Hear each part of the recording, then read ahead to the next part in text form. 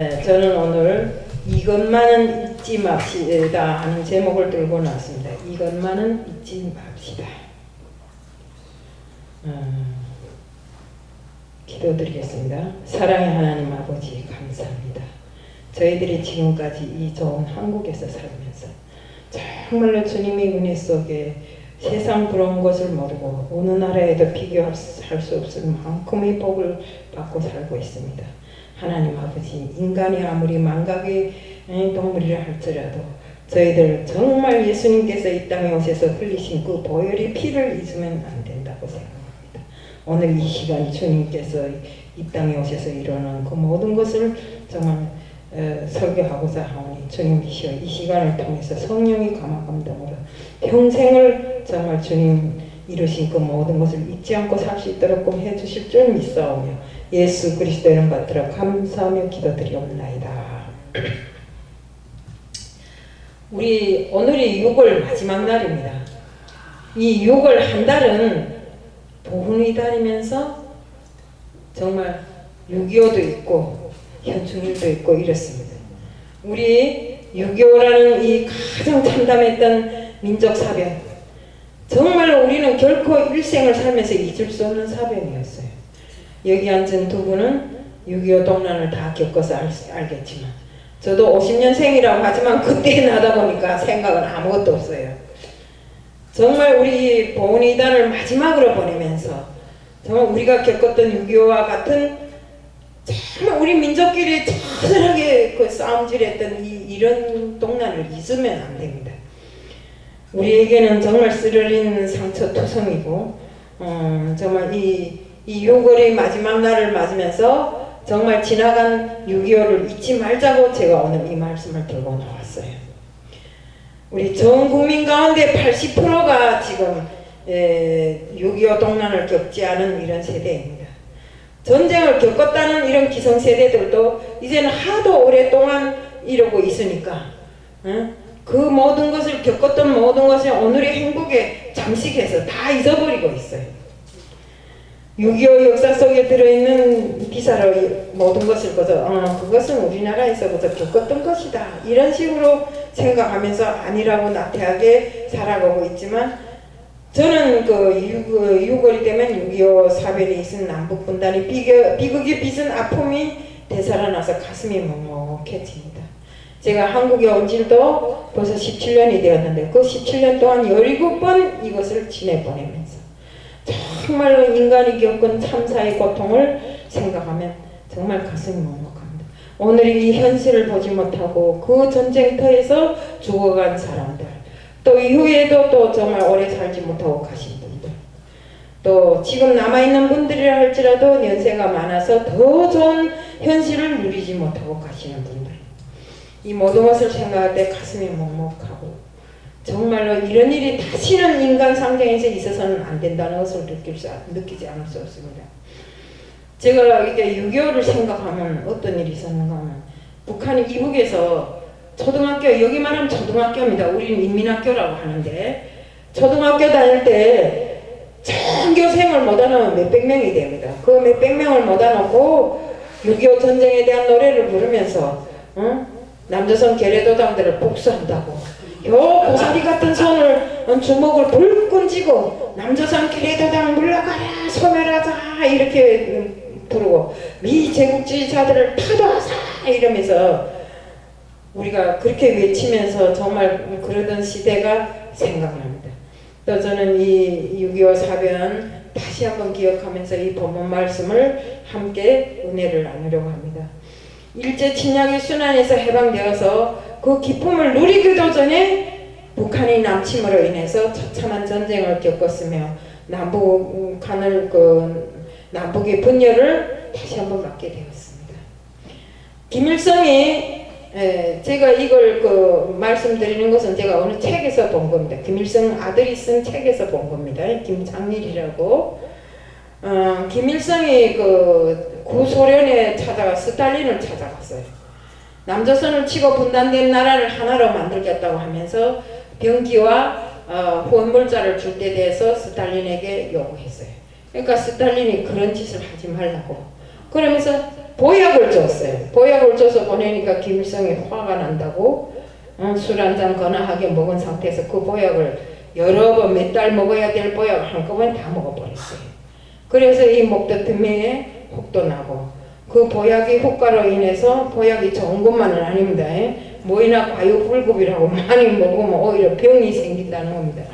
그래서 그 위에 병이 되어서 만병의 근원이 되어서 결국 사망까지 하는 이런 경지에 이르게 되어 있는 것입니다. 결국 그 소련과 또 중국에서 지원을 해갖고 남침을 하게 된 것입니다. 이렇게 우리 그런데 그때는 또 전쟁 시기였다 하지만 지금 전쟁 시기도 아닌 이 평화의 시기에 서울 한복판에 인공기가 막 내걸리고 또 공산주의를 찬양하는 이런 찬양의 목소리가 드높고 또 김일성이 회고록이라 하면서 책을 출판해서 막 팔고 이런 현상들이 정말 어디에 가도 있다고 합니다.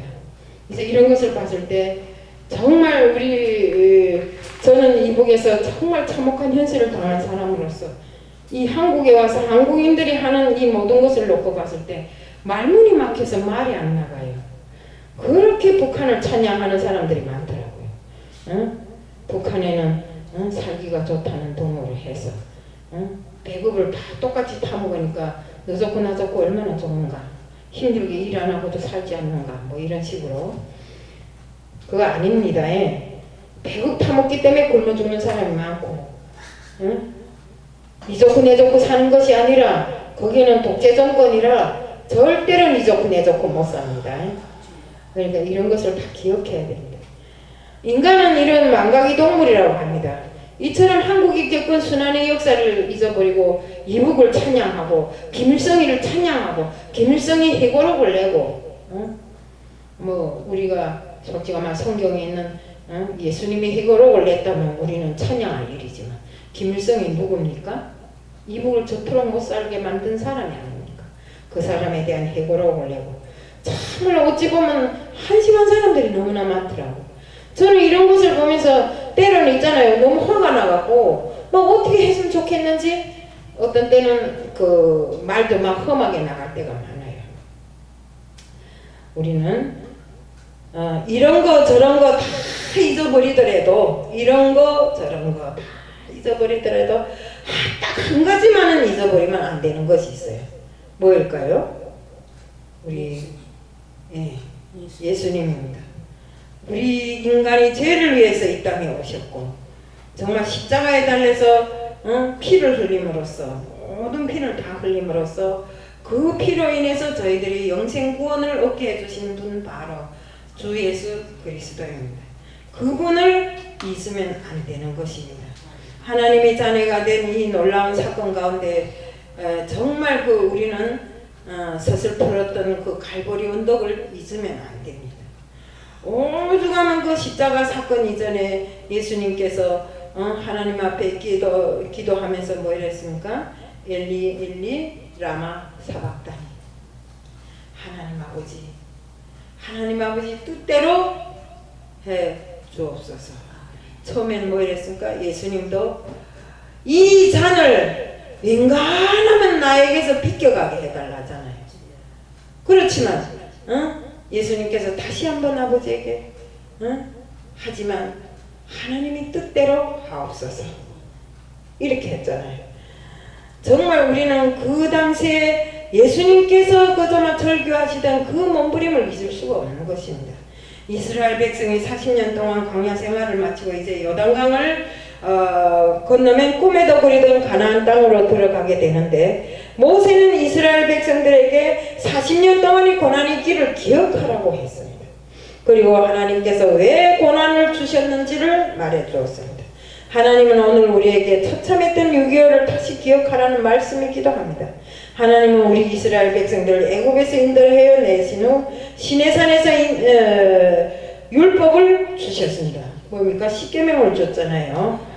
우리 신명기 2장 14절에 보면 하나님을 섬기는 훈련을 시킨 후 곧바로 가나안 땅으로 들어가기 위하여 가데스 바네아로 인도하셨다고 이렇게 했습니다. 하나님을 믿고 곧바로 들어가면 되는데 이들은 우리 정탐꾼들이 12명이나 파견돼서 가나안 땅을 가서 보고 하는 소리가 뭡니까? 10명은 곧 죽어도 저 가나안 땅이라는 데는 가보니까 사람도 산만큼 크고 포도송이 하나도 이렇게 메고 다녀야지 거저는 들고 못 다니고 우리는 거기에다 비하면 메뚜기에 불과하더라고. 이렇게 하면서 거기 들어가면 죽는다고 절대로 못 들어간다 하지만 우리 여기서 여호수아와 갈렙은 뭘 합니까? 하나님을 믿고 들어가면 그 사람들은 우리들이 밥이다. 이렇게 하면서 정말 바른 소리를 했잖아요. 그래서 광야 생활 40년 동안에 그 숱한 사람들이 정말 이 애굽에서 나온 그렇게 노예살이를 하던 그 애굽에서 나온 걸 후회하면서 괜히 애굽에서 나왔다고 이러면서 하나님을 원망하고 저주하면서 정말 우상을 만들어서 그에게 절하고 이렇게 함으로 해서 하나님을 노엽게 했잖아요. 하나님이 괜히 40일이면 너끈히 들어갈 길을 40년 동안 왜 돌렸겠어요?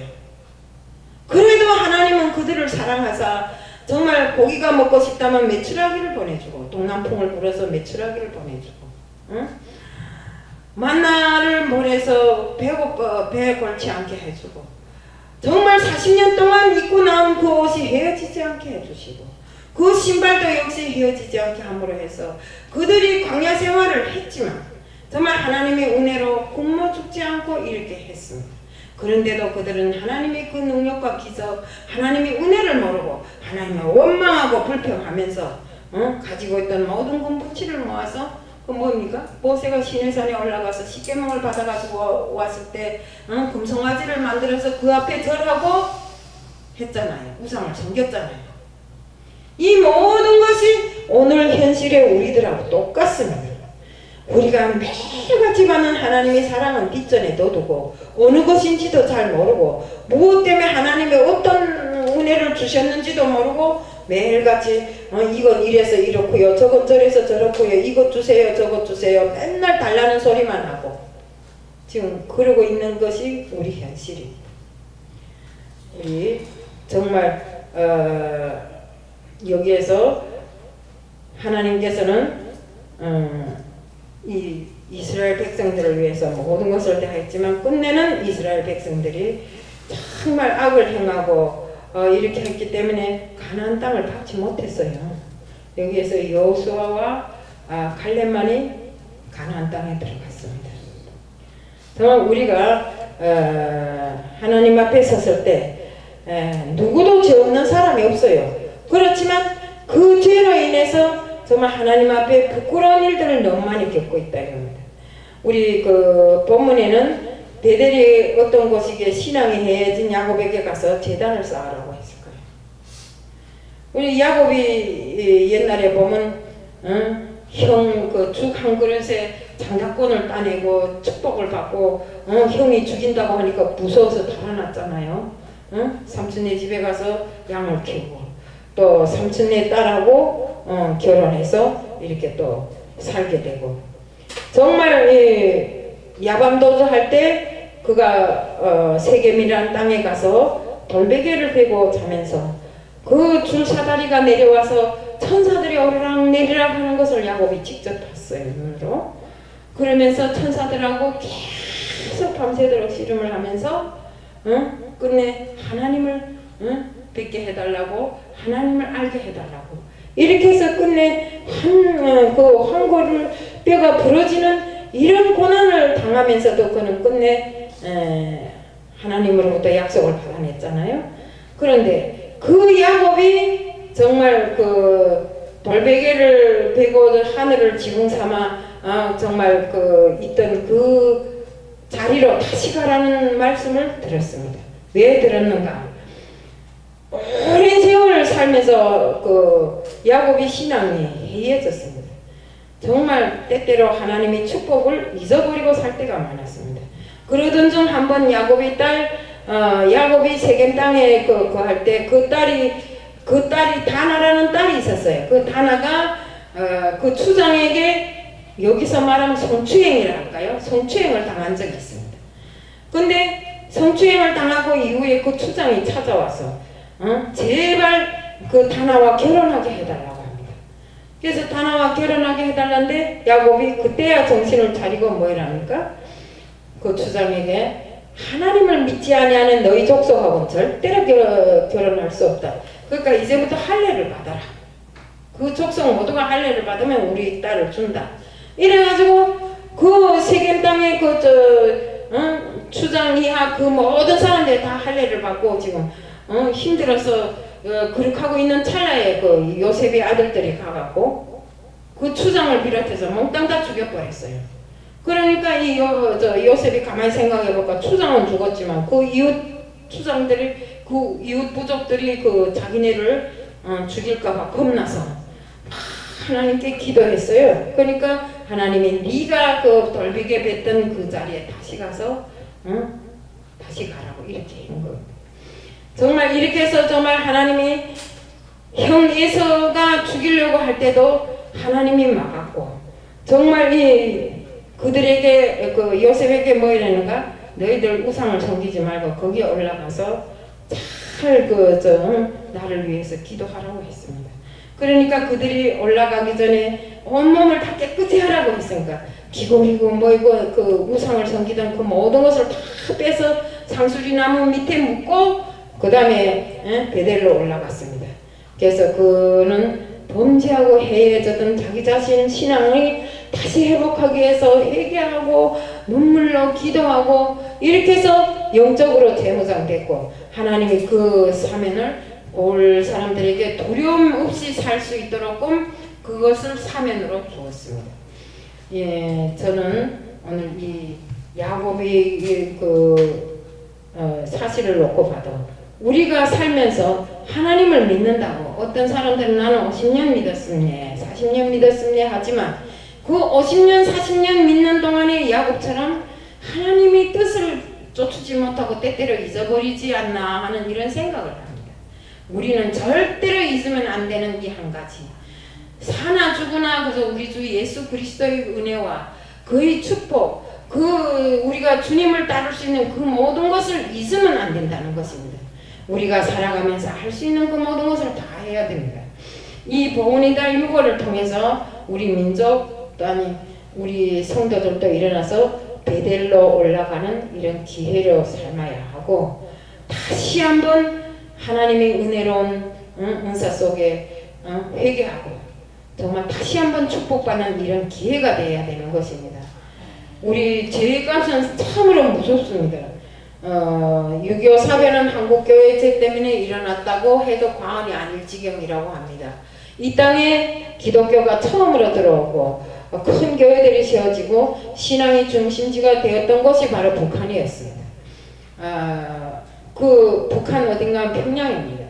그런데 일본이 기독교를 탄압하고 정말 억압정책을 쓰니까 하나님을 믿는다는 그 목사들이 일본 앞에 가서 정말 두 손을 마주 잡고 일본이 시키는 대로 하겠다 하면서 우상을 섬기고 또 신사참배도 하고 정말 이 하나님이 가장 가증스러워하고 더러워하는 일을 서슴없이 했던 것입니다.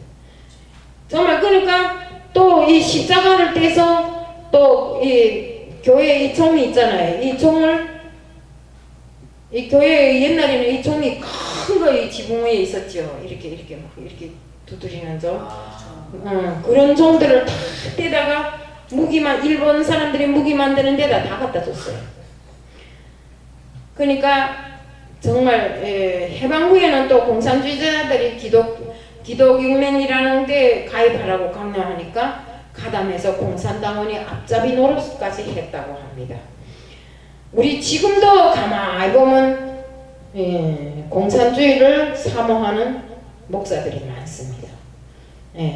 그래서 이런 걸 놓고 봤을 때 정말 이런 공산당의 앞잡이 노릇함에 정치적으로 타락한 이런 목사들이 꼴을 보다 못해서 하나님께서는 공산당이라는 이런 큰 무기를 사용해서 우리에게 6.25라는 전쟁을 주게 되고 사람들이 다시 한번 회개하게끔 이렇게 만든 것입니다.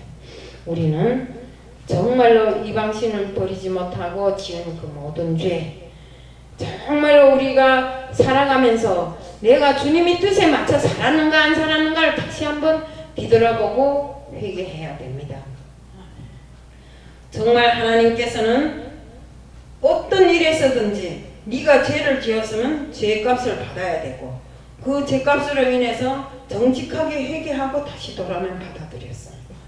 이런 모든 것은 항상 우리들이 세상을 살면서 정말 너는 고치지 못할 사람이야 이렇게 지목했던 사람마저도 하나님을 만나서 다 고치고 정말 회개하고 이렇게 하고 돌아오잖아요.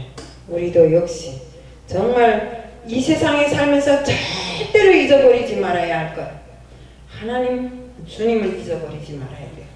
또 우리가 동족 상생으로 겪었던 그 모든 것이 우리 기독교인들이 기도하지 않고 잘못 처신했기 때문에 이렇게 됐다는 것을 기억하고 항상 이 나라가 어려움에 처하고 힘들 때 기도로서 모든 것을 헤쳐나가야 되고 정말 주님 앞에 기도해서 모든 것을 해결받는 우리들 모두가 되자는 것을 말씀드리면서 오늘 말씀을 마칩니다. 이상입니다.